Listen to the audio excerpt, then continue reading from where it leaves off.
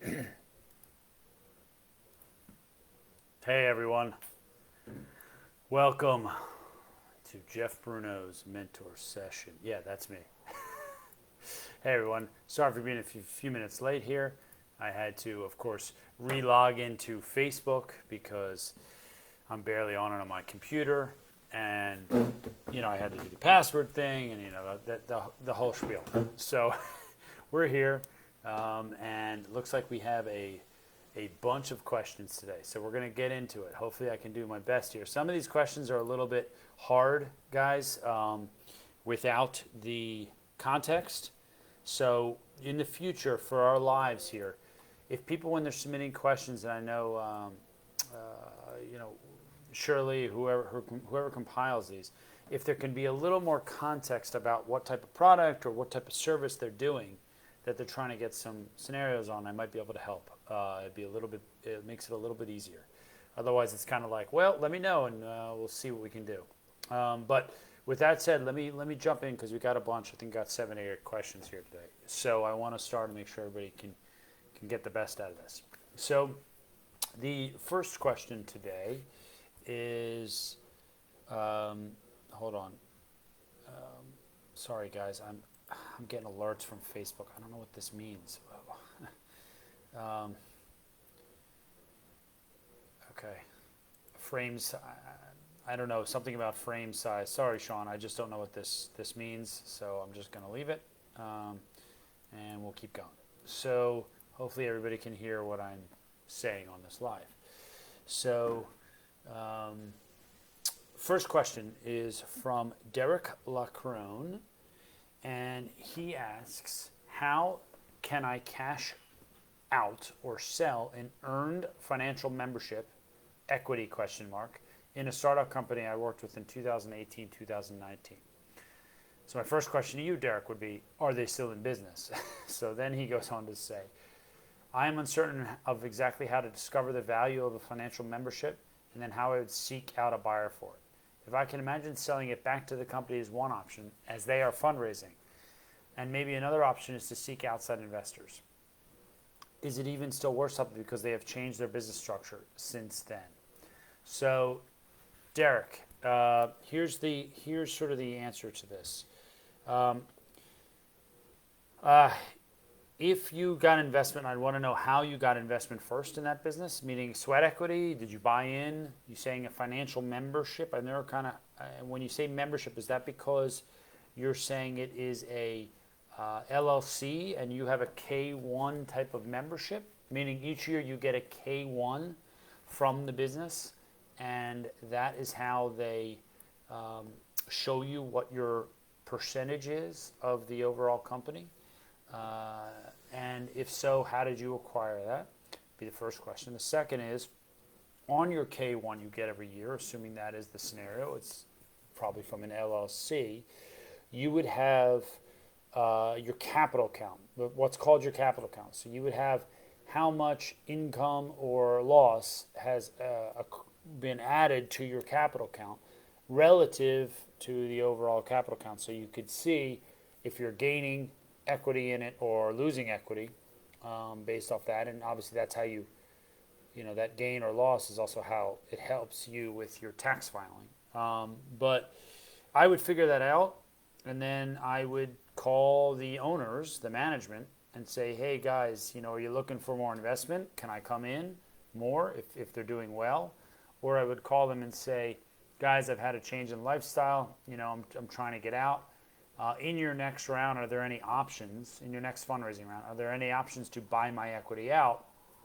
And they might say, well, great you called, because in this next round, we're trying to give away a little more equity, but because this next round is kind of heavy for us to grow, it's eating up a lot of our equity as a management group, we would love to find some of the former investors who maybe don't want to be involved anymore and need some cash back to get out. So then they would come to you and say, you want to get out in this next round? You got to get out at a dilutive level, meaning you would need to get out at a lower level, ideally, than your willing to in the first place. So, for example, they'd say, maybe your investment's for 10,000. They'd say, we'll give you it back. We'll buy you out for 2,000. That way, they can turn around that percentage and have more availability for the investors and for themselves moving forward in the company. So that's one way you can negotiate with them. Or, you could just say, hey, guys, give me an update. And as a member, you should be able to request updates on where the company is going to see if you want to stick with that investment. But that's sort of all I could say about that. Next question, Zach Knock. Zach asks, what are some creative ways to get financing if you can't get traditional bank financing? My company, Diamond State Technology, specializes in working with access control, automation cameras, and security systems for both residential and commercial applications. The reason for my question is my company is going to hit a stopgap the first week of July. We did sell a large project. I'm in the process of hiring 4 employees for the project. I'm going to need financing of $50K to $75K to cover existing overhead and to mobilize my crew to the site. This will only be temporary until the invoice for the project hits my account 30-ish days later. Thank you for this. So, Zach, we have talked before. I hope you're on this. So, I know we talked about getting deposits. I know you are a huge fan of getting deposits of some sort for your projects. I am sure that you could not get a deposit on this project and you wanted to take it. Love the entrepreneur in you, Zach. But again, I caution you, be careful. This is how small companies get cash stuck and go out of business. And I'm going to say that again, Zach, really strongly. Get cash stuck and go out of business.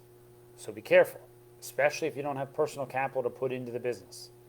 So I am not a fan of a small business taking on large projects because it's an opportunity for you, especially in this type of business, because you have a heavy cost structure of material and, as you note, overhead and labor to ramp up ahead of the project before you get paid. So now I'm not trying to be mean, Zach. I'm just saying this is you've got to be very careful how you do that. Secondly, to answer your actual question, yes, there are ways to get alternative financing. In most cases, because you're so small, and I don't know what your personal financial situation is, it might be hard, unless you have a strong personal financial situation, to obtain bank financing, as you note. So what I would do is you would have to go to alternative lenders. So there are a bunch out there, a bunch of alternative lenders. There are, some of them can get a little predatory. Some of them are, there's tons out there. I can recommend some to you, and I have several connections there. What they will typically do is they will say, give us your bank statements over the last 3 months. They will look at your average cash flow coming into your bank over the last 3 months. So let's say you have $40,000 a month coming in. They will say, we will give you up to 70 or 80% of your monthly cash flow. So for this scenario, let's look at 40,000 coming in at 80%. So they will give you about 32,000 of cash up front. Now these alternative lenders will typically want to repay between 3 to 6 months after the deal. Very aggressively repaid. And they will charge you an arm and a leg. So for 32,000, they will probably say you will pay us back 50,000 or $60,000 within 3 months for that type of risk to give you that money so quickly. Now they'll fund quickly. They'll do it within 3 days. But you're literally going to pay anywhere from $10,000 to $30,000 fee, essentially, to get that money, depending on the lender. Now, there are some lenders out there like Cabbage. Cabbage is a good one that is a little bit more friendly and more well-known, but Cabbage is a little stricter on how they'll lend, and they'll give you less. So for you to be able to get 50 to 75K is a big chunk of money for the size of your business. So my recommendation is to try to use an alternative lender to maybe get you 20 or 30K, and then spread out your scenario as much as possible and try to get, maybe 20% early from the vendor or from your client to cover some of your costs. Very hard to do this. in this scenario, especially in this market right now, where alternative lenders are taking people all over the bill, and they're a great business, but they can get you in some serious trouble. So Zach has a second question. He says, how do you hold employees accountable when they lose or misplace equipment? So for a project. So in this case, an employee of his misplaced $700 in hardware, causing him to reorder the equipment for a loss of $700. When I worked for other alarm companies, they just docked my pay until the equipment that was lost repaid. This just seems unfair. Our equipment is pretty expensive, and docking pay just doesn't sit right with me. So, Zach, that's what I would say is docking pay. That would be my first response. Because if they lose it, it's their responsibility. So that's kind of hard to not say docking their pay. So you kind of have only a couple avenues here. You either dock their pay, or you either say, hey, I want some, you could say, I want some free time from you. So if you pay these guys hourly, you could say you could work off the scenario for some free hours. I mean, it's kind of the same as docking your pay, but maybe it's like out of normal hours. Maybe it's, they work 40 hours for you, and it's like that extra 5 or 10 on the weekend they're doing for free to kind of make up for it. Or maybe it's an hour or two a day extra they do to help you out, not paid. So you're not actually docking their pay, but they're kind of giving you some courtesy hours. That might be a nicer way to do it if you're concerned about that. So you're not impeding their financial situation, but you're like, guys, just work it off. Give me some extra hours. That might be a way to do it. I would not set a precedent that if they lose equipment, they're off the hook, because it is really their responsibility. And for that level of equipment, you can't use insurance for it, because then your insurance rates will go up higher than it's worth, and you probably have a deductible of $1,000 or $2,500 on the insurance anyway. So that doesn't make sense in that level either. So Zach, I'm sorry if I'm giving you not great news here, but these are pretty standard things that people come to expect in that situation, especially for high value equipment. Next question is from Rohit Gupta. So Rohit says, what's the best way to price products? What margins do we set prices at? Need help with pricing products, first-time business owner. So this is what I was speaking about at the beginning of the call. Rohit, I need more information. So if you can provide this to Shirley or anybody on accelerators, so I can get some information here, I'd help you with this. But I have no idea what product you do, so I can't really give you any insight on the best way to price it. Now I can give you some examples of what people do, but I can't give you your specific scenario. So typically you would mark up a product. So very simply put, if you buy something for $50, you put a two times markup on it, or a 3 times markup on it, or 4 times markup on it, or whatever you think you can get in the marketplace. So if you buy something for $50, mark it up twice for $100, double it. That's a 50% margin. That's how you equate it to margin. 3 times, it's a 66% margin, because you mark it up to 150. So that's the way you do it. You do it vis-a-vis markup and then back into the margin calculation. So I would see how much you need to cover your fixed costs. So if it's a product, how much does the product itself cost, the materials or the assembly of that product? What is that variable cost of that product? And then after that, what is the dollar amount you need to cover the overhead, rent, trucks, your personal salary to live, whatever it is that you need as the rest of that budget. So example, if you need to make $50,000, you need another $50,000 for rent and equipment, that's $100,000. So that means you need to mark up something 2 times, would mean you need $200,000 to cover your $100,000 fixed expense need after the margin. So I mean, it's that simple. I don't know how to tell you otherwise about what product you're trying to do, but and you got to do your competitive analysis in the marketplace to see what that looks like, what other people are charging for similar products. Next question is from AJ Coots. How do you know when it's time to fire a client? I'm an online marketing agency. There are two specific clients who consistently are frustrating to deal with. Their communication standards do not exist. When they need something, they expect our undivided attention at the expense of anything else, and they consistently struggle to pay us on time. Both can afford us. I'm at the point where I'm ready to be done with them mentally, but firing them will reduce our monthly revenue by about 30%. I'm struggling with the idea of losing that much revenue, but gaining so much time back. So, AJ, I think we talked about this a little bit before on my live with you, but I struggled with this 3 years ago. And I would say in the last 2 years, I made some aggressive moves against this in a good way. It is definitely hard as a business owner, especially when you're small, to give up revenue. Of course, revenue is cash flow. It helps grease the skids for everything else you're trying to do. If you run into a cash problem here, that extra revenue, even if it's delayed on the profit getting to you, helps you sort of finagle other projects and so on. So it's hard. It's hard to do that.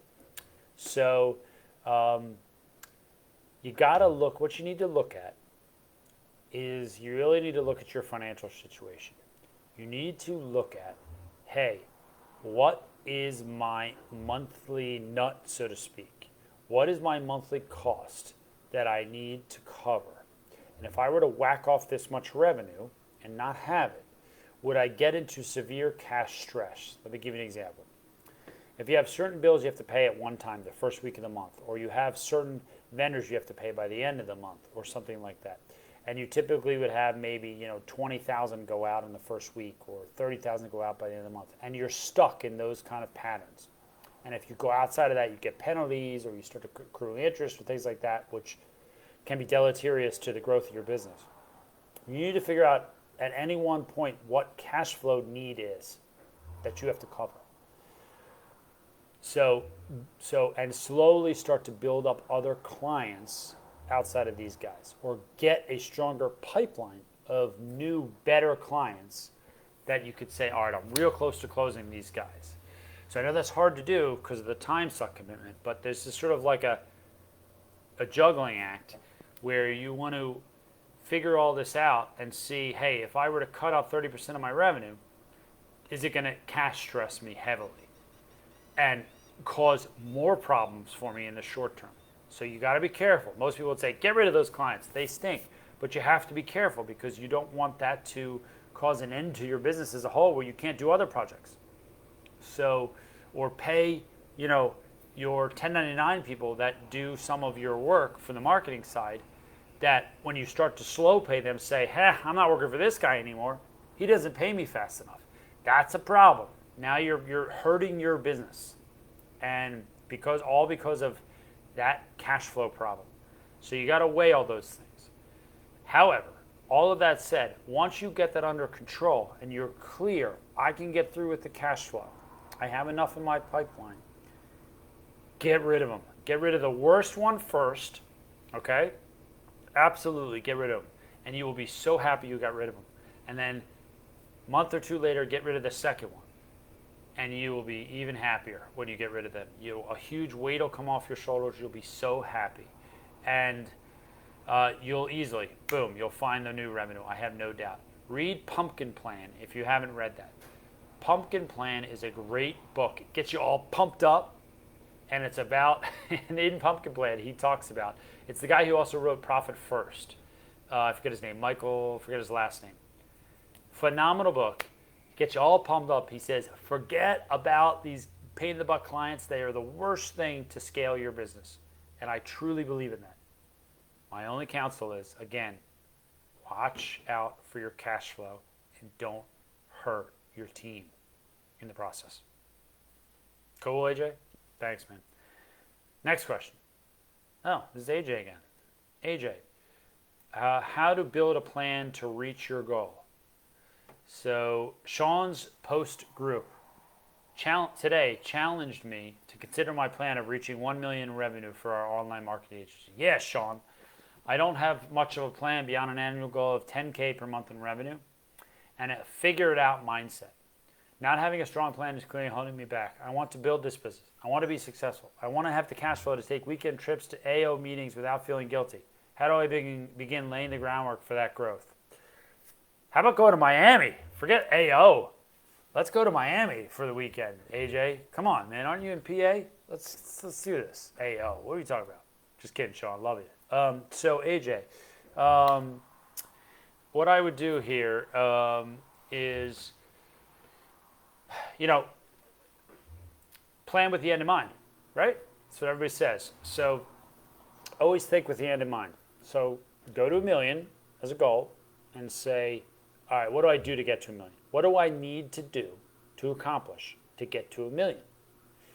And the big thing, I talk about this a lot, but I talk about it a lot because it's really important. So the big thing that people have to consider in your business is, what is my contribution margin? Forget about gross profit. That's not that relevant.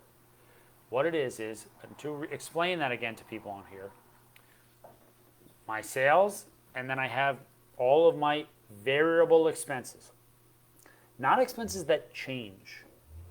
I'm talking about expenses that are tied to your revenue. If I get this new job, I know I have about this much in variable expenses, 30%, 40% of the job. I have to outsource it to various 1099 people. My time could be part of the variable component on that because I'm a direct worker still as the owner of the business. That is variable time related to the job. Labor or product, that's variable time. How much direct time to finish that project? So you have to figure that out. So if you want to get to $1 million business, assume this much 1099, this much of my time and other employee time on labor, this much of product buys, maybe you need software buys for the marketing piece that correspond with that increased scenario. Whatever that is, if I have $1 million, let's say you have a 50%, again, I love using 50, it's easy, 50% contribution margin, so 500,000 is my variable expense. Now give or take 5%, so 25,000 on either side. Use that as a sensitivity analysis. 525 or 475 is my variable cost of this. Sometimes we go over in projects, sometimes under, maybe a little more, do 10% variable. Then go and map in, all right, what is the rest of the fixed cost that I need to support that growth? I need marketing dollars to get out there. That's expenses to support. That is not variable expenses. Even though in marketing, you might tweak up or turn up advertising there, you have to budget for that to hit a goal for a small business owner. You have to budget your advertising. It's not a variable expense. Even though you could have ratios of advertising turning into business, it's still not, you have to budget. If I'm going to spend $20,000 advertising, I should see a 10-to-1 return. I should see $200,000 in new business from that.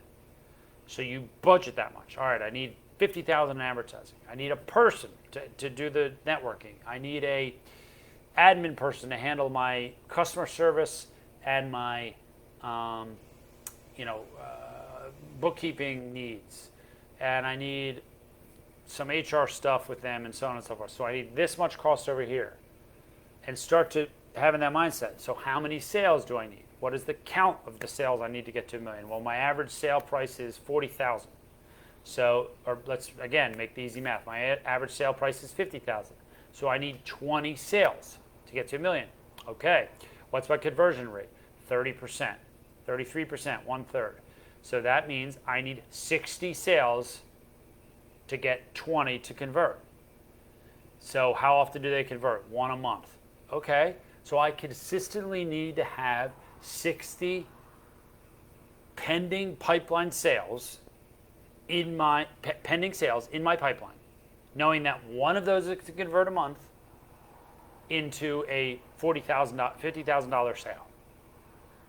And what are the costs I need to do to support that scenario? So that's what you have to look at. Do I need to put money into investment money to get there?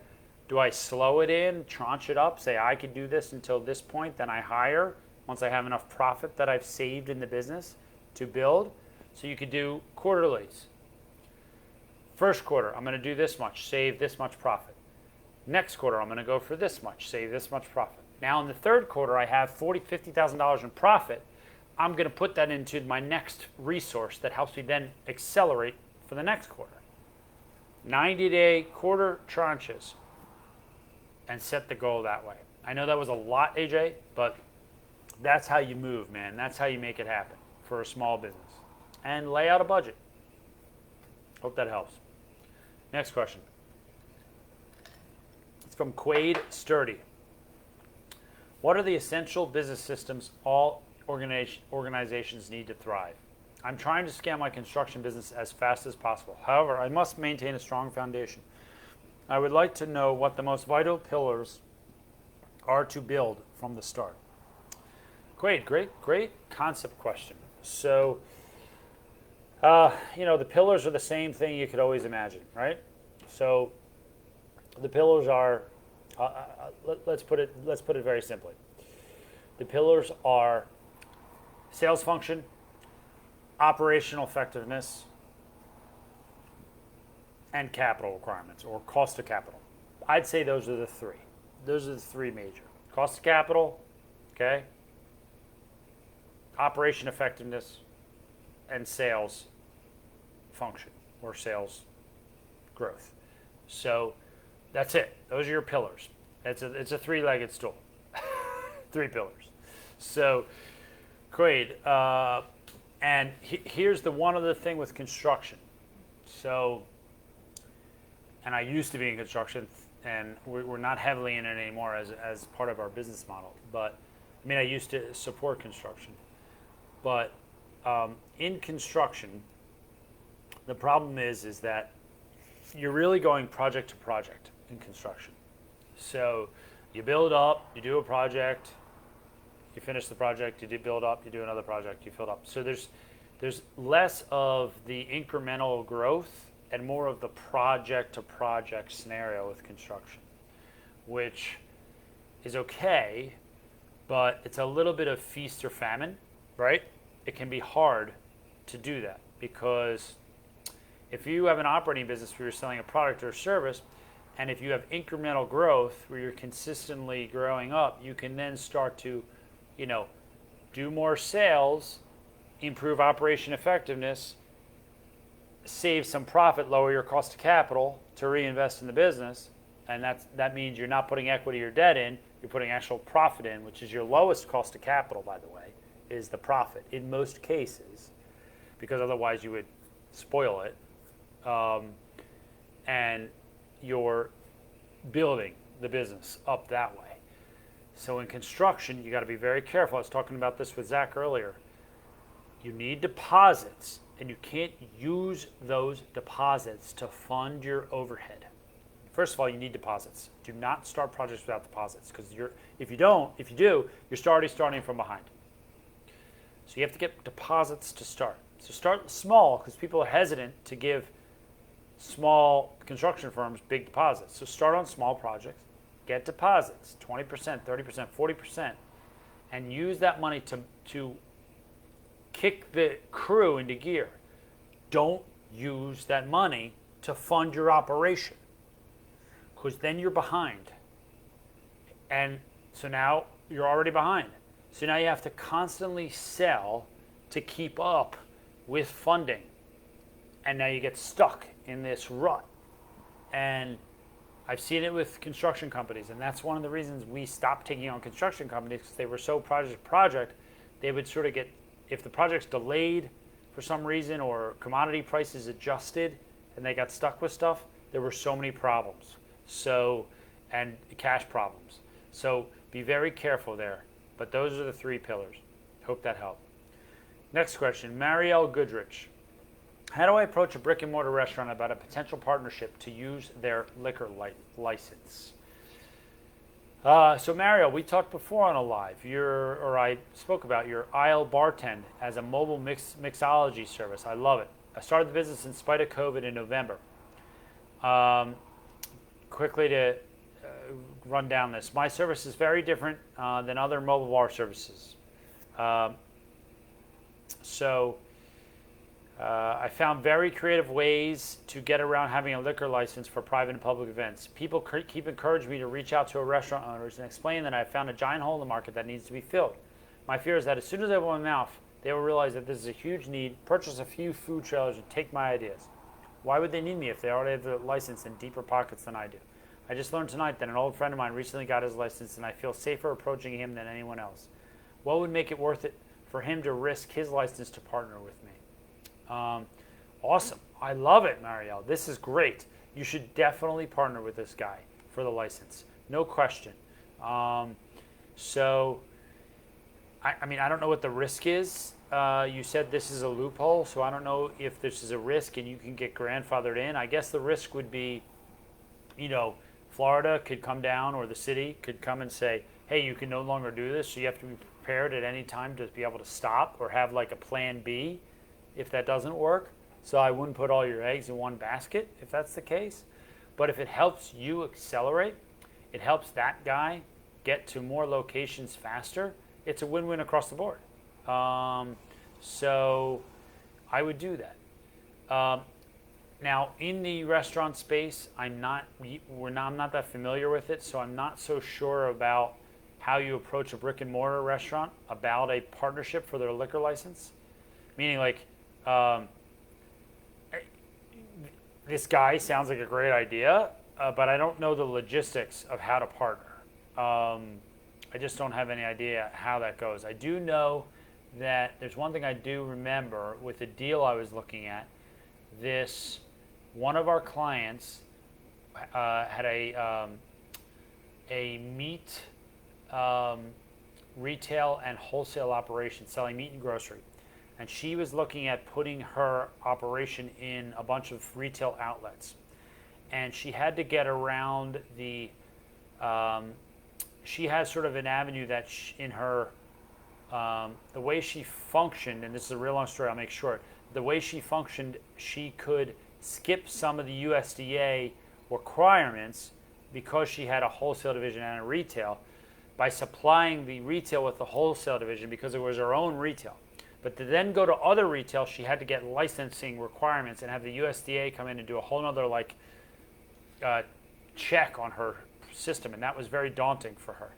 So she found a way of giving up ownership in her company. I think it only had to be 1% ownership in her company, and then so the retail owners of the stores can have 1% ownership in her company. And then by having that ownership, they became part of her retail outlet. And she could sell the meat to those retail outlets and avoid the extra USDA scrutiny.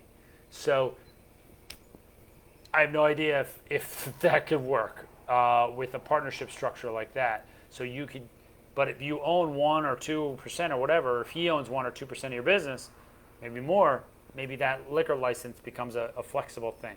I'd look into it that way. That's the best I could offer you. Hopefully it was helpful. So next question is Oscar Rodriguez. Hi, Shawn. He says, hi, Shawn, but I'll say hi, Jeff. As I'm getting my business going, how do you recommend for me to pay myself? I'm in the car business. Should I pay myself from each sale I do? Is there a formula or percentage I should put aside from each sale for overhead and pay myself? So, Oscar, I was talking about this earlier. Michael, again, I forget his last name, from Pumpkin Plan and Profit First. Just stick with that, man. Stick with profit first mentality. So, if you sell a car, I don't know if you're selling a car or doing services for a car, so let's say it's $10,000. Again, I don't know what it is, but $10,000. And let's say that you say, okay, I'm going to take 10% of that, so that's $1,000. Put it in a bank account and not even look at it. I can't touch that money. It's like escrow. I can't touch it. Put that in an account. And maybe $500 a month is what you pay yourself out of that. And the other $500, you just, or maybe you pay yourself $500 and that $1,000 you're just sitting aside. Every quarter, you look at your business, you say, all right, how do we do? What's our pipeline? What are we looking, what's our next quarter going to look like? Okay, we are good. Our next quarter is looking strong. I'm going to take the 3,000 I reserved and put in my pocket. So you have to personally map yourself out well enough so you can support your life and then take the extra profit and quarterly reimburse yourself out of that account. And that way it's sort of out of sight, out of mind. You're not spending it. And it's a great way to be able to pay your bills personally. So that's how I would start. And the last question is from Gabriel Suarez.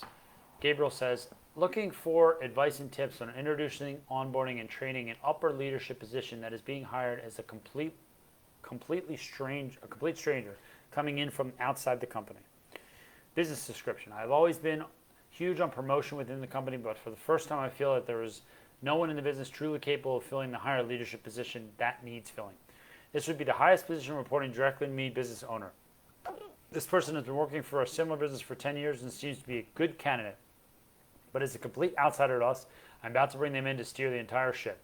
The team will need to trust them, respect them, follow their advice. How do I do this most efficiently from day one of bringing them in? This business is 3 types of related businesses under one roof: an art gallery, glass blowing studios, and a retail smoke shop. So, Gabriel, that's awesome. I'm glad you're bringing somebody in who's had experience in this type of business. So that's the first plus. They're high level. So here's what happens in these scenarios. Seen it many times. Actually, one of my clients is dealing with this right now. They hired a COO. They're about to fire him. The COO is not doing very well for the business and causing problems with the people immediately, culture fit. So you have to make sure that if you have a certain culture and they're used to your culture, that this person coming in understands what your culture is. Because the first thing to happen is the people that have been working under you and understand your culture will revolt. They will be like, well, this is different. Now, this person might not be that bad. They might just have a more meticulous approach. They might have a more, I don't know what the word is, but aggressive is not the right word, but more business-like approach, which is probably what you might need at the time. But, they still have to be mindful of the culture and how to speak to the people and explain to them what you're trying to accomplish. So the best way to do it is complete transparency. Explain to the people, look, we're bringing this person in because I need help. They're going to do this. This could be a change, but it's here to help the business and in turn help us grow, help you all make more money, me make more money, and it's a plus for the organization. Say it that way. And then pull some of your people aside in the first few months and say, how's it going with the new guy or gal? How's that working out? And do it with a beer or something where they're a little bit more, low key, and get some true feedback from them. Say, I promise this is confidential. Nothing will happen here. I just want to know, how's it going? Because that's the most critical thing to bring this person in.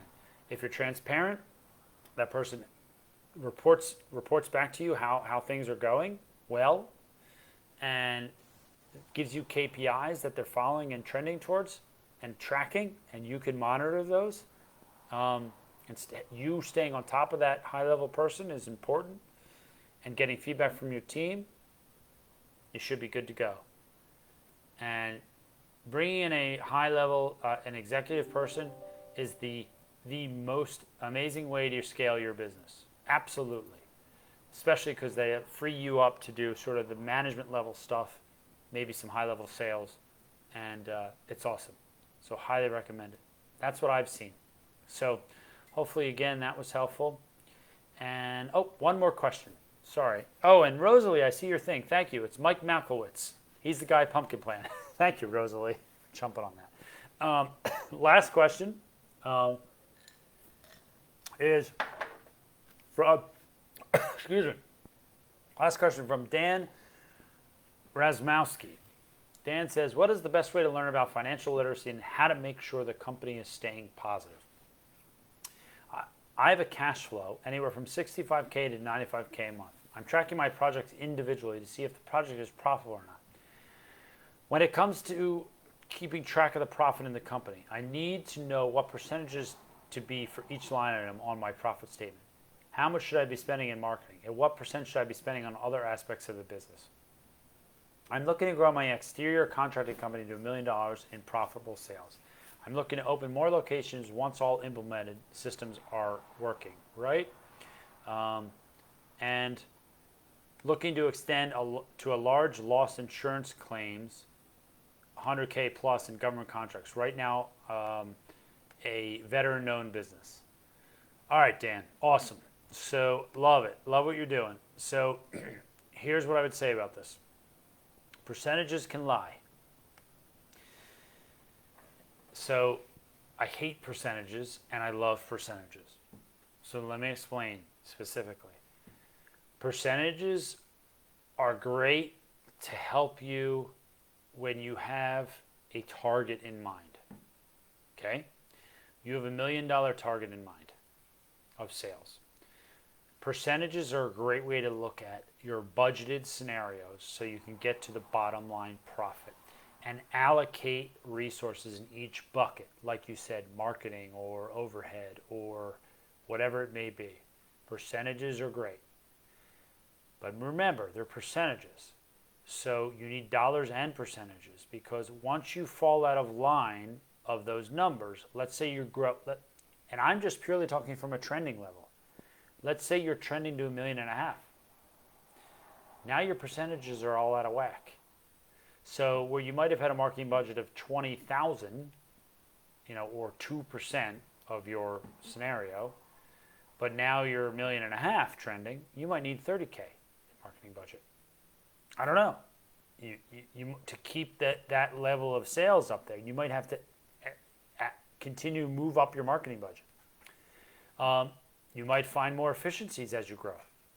You might find that you don't need as much budget, because when companies grow, they see that their fixed percentage comes down. So an example, you have overhead, you have your salary, you have an admin person, you have rent, you have banking costs, you have accounting costs, whatever that is. Those costs, let's say it's $100,000, that's 10% of your business. As your business grows, your fixed cost doesn't grow at that rate. When you're a $2 million business, you often don't need $200,000 in fixed cost. Often, you don't need that to get to that $2 million mark. You often only need 150, as an example, or 130.